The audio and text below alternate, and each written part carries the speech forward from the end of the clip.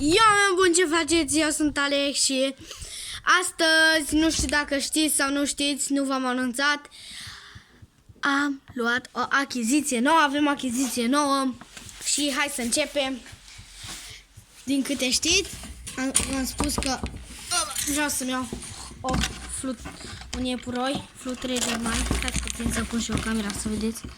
Gata, am pus. Acesta este iepuroiul. În spate, să vedeți și voi mai bine. Gata. Deci acesta este iepuroiul. 2 lunițe are. Cum așa. Frumușel. Nu știu, l-am ales deoarece, uitați că puteți observa, aici sunt albastre, urechile iar aici sus negre. Are dunga, o are cum trebuie. Și aici are 1, 2, 3 pe o parte, iar pe partea asta are 1, 2, 3, 4. Acceptabil. Pe ochi are frumos. Așa. Ok. Iar acum opa, a aplicat telefonul. Ok, iertați-mă. Iar acum aici avem o iepuriță. Asta e oriaș german. Deci, foarte frumoasă. Nu sunt frați. Tot 2 luni, dar este puțin mai mare. Și o iepuriță ca lumea. Foarte frumoasă. Dați-vă.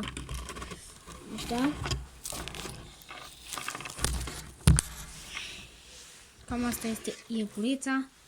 2 luni și un pic. Eu aștept după acești iepuri de 3 luni, nu, de 3 săptămâni pot să spun. Așa. Pentru că erau prea micuți și domnul de la care iau nu-i dă sub vârsta de 2 luni. Uitați ce frumoasă este. Dacă vreți, o voi și arăta că este fetiță. Op, op.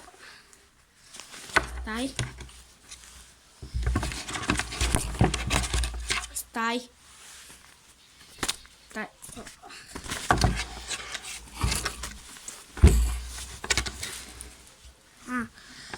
Așa. Au. Uitați.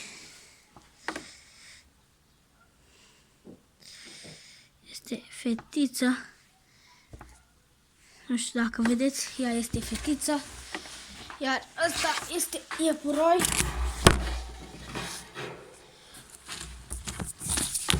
Ok.